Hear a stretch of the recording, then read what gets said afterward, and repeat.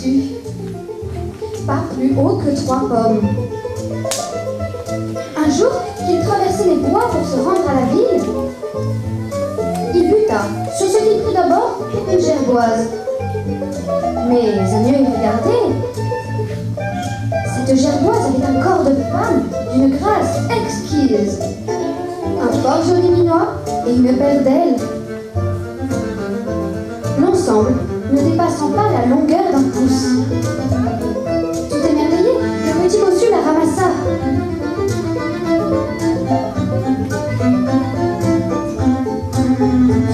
Le sorcier rouge, il me poursuit, il veut m'épouser, mais je le déteste, je préférerais mourir que lui appartenir.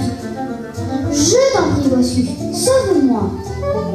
Le petit bossu avait le cœur tendre. Pris de pitié, il cacha la fée dans sa bosse et poursuivit son chemin.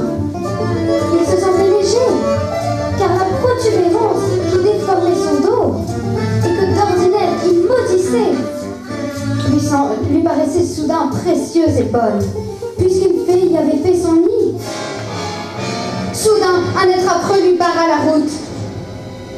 Il était pourpre de la tête aux pieds, comme s'il s'était baigné dans une mare de sang. En le voyant s'iller, le bossu eut grand peur, mais sans en rien laisser paraître. Je cherche ma fiancée. Ne l'as-tu point croisée? Non, je m'en vais à la ville et n'ai croisé personne. Tu me mens, sacripant. Ma fiancée est là, dans ta bosse. Si tu me mens, tu deviendras muet. Garde-moi, cher bossu, car si tu m'abandonnes, je mourrai. Alors le petit bossu rassembla son courage et refusa. Non.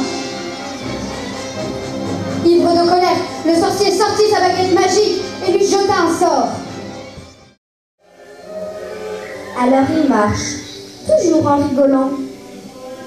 Et il marche longtemps comme ça. Il dépasse même la limite autorisée par le règlement des gnomes.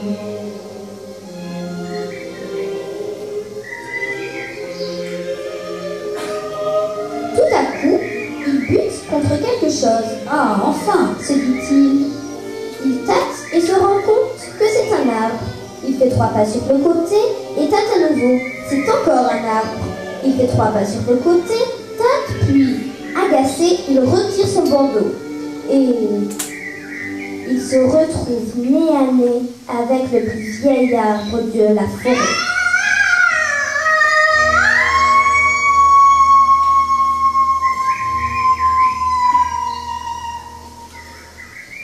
Cet arbre est là depuis la création du monde.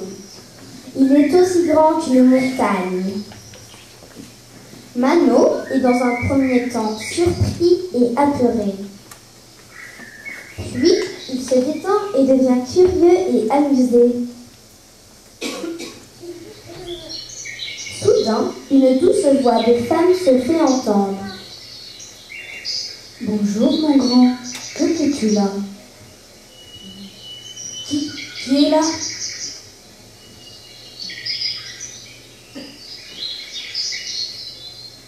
C'est moi, Araucaria, le plus vieil arbre du monde. Ouais, c'est ça. D'abord, les arbres, ça parle pas. Et si t'étais si vieux que ça, t'aurais pas cette douce voix. Ouais, on me la fait pas, moi. Écoute, je ne te demande pas de croire en moi, mais comme le destin t'a conduit jusque-là, je peux exaucer un de tes vœux. Lequel sera-t-il? Quand la fille aînée rentre au palais, elle déclare: Au bout du monde, il y a un désert de froid qui n'en finit pas. Ninon, la fille cadette, dit alors: D'accord, je pars demain et je dois à tout prix être au bout du monde avant le soir. Mais depuis qu'elle est toute petite, elle est très peureuse. Et c'est surtout quand il fait nuit que sa peur s'accroche à elle. Elle attelle les 1000 chevaux les plus rapides du royaume. Et elle les fouette pour qu'ils filent plus vite. Elle les fouette sans s'arrêter. Elle traverse très vite le grand désert glacé. Et elle arrive au bord d'une falaise.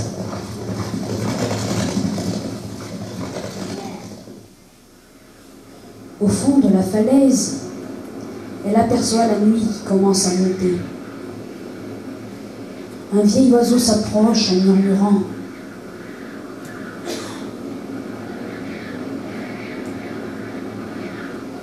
Si tu veux trouver la lumière, il te faut plonger dans la nuit. Monte sur mon dos, je te guiderai. Mais Ninon a trop peur, elle n'écoute même pas. Elle recommence à fouetter ses chevaux pour rentrer au palais au galop.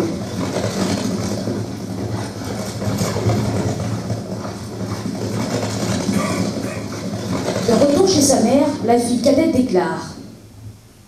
Au bout du monde, il y a un trou rempli de nuit.